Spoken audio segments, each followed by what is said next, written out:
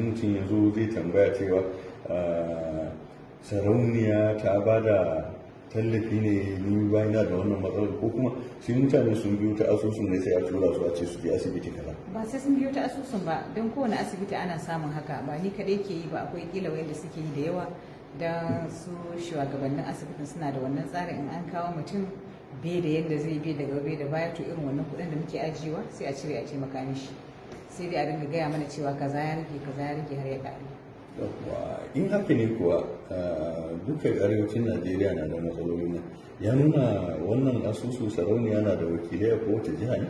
Kowane jiha arewa muna da wakilai, kowane jiha, kuma wakilanmu suna jajircewa sosai, suna bakin kokarinsu kuma suna yin abin da ya dace. Bayan waɗannan abubuwa na samar da ruwan sha mai inganci, samar da magani a asibiti, samar da jari ga mata, ni kuma wannan asusun ke?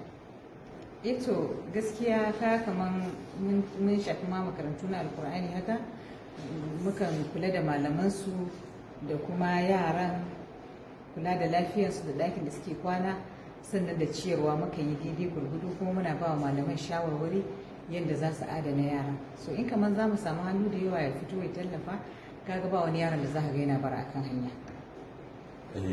Wato wannan abun ko ba karamin aiki bane Hajiya Rabi'atu.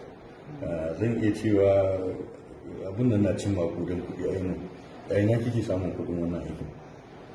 So alhamdulillah, wannan tambaya ne da na sha amsawa. Kina kamar a ce ina neman taimako, suna taimakawa ne ko wasu ƙungiyoyi na bani kuɗi ko gwamnati ko wani abu. To a lahirin gaskiya babu wani wanda zai fito ya ce na taɓa zuwa neman taimako a wajen shi ko ya bani, ko kuma wata ƙungiya, babu wata ƙungiya take taimaka min, kuma ban ma taɓa nema ba a dai yanzu da nake ciki. Da abin da Allah ya hore min ne nake yi da shi iya daidai karfi na, kuma ina fatan ko da na fi haka din ma zan ci gaba da yi. To ni haka ne ya nuna in kika zo fidda zakka ne kike ajiye waɗannan kuɗin kina tallafawa kenan? To gaskiya ba maganar zakka bane, dan zakka yana da lokacin yi, gaskiya ba na zo fidda zakka bane nake yi. Kamar yadda nake so in faɗa, ni yar kasuwa ne, mafi yawancin mutanen da suka sanni a haka suka sanni, albarkar da Allah ya kawo a kasuwancin da shi nake amfani da tallafa. Shin wannan ya nuna kina neman nan gaba gwamnati ta naɗa ki ministar mata ne, ko kuma kina son ki tsaya takarar wata kujerar siyasa tun daga ma harkar zaben 2023 na karatuwa? Gaskiya wannan tambaya ne shi ma da nake ansa shi ba ma yau ba. Ko ina neman takara, ko ina neman kujera, ko ina neman wani abu wajen gwamnati, gaskiya ba na neman komai a siyasance.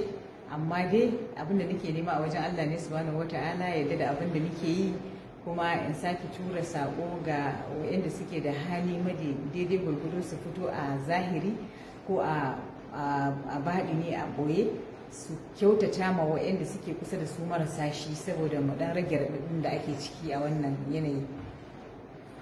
A kusa da ƙarshe faɗa mana abin da kika lura da shi guda 2 ko 3 da suka fi damun mutane a yankin arewacin Najeriya da ya dace irin ku masu ɗan sukuni su shigo suna ba da tallafi.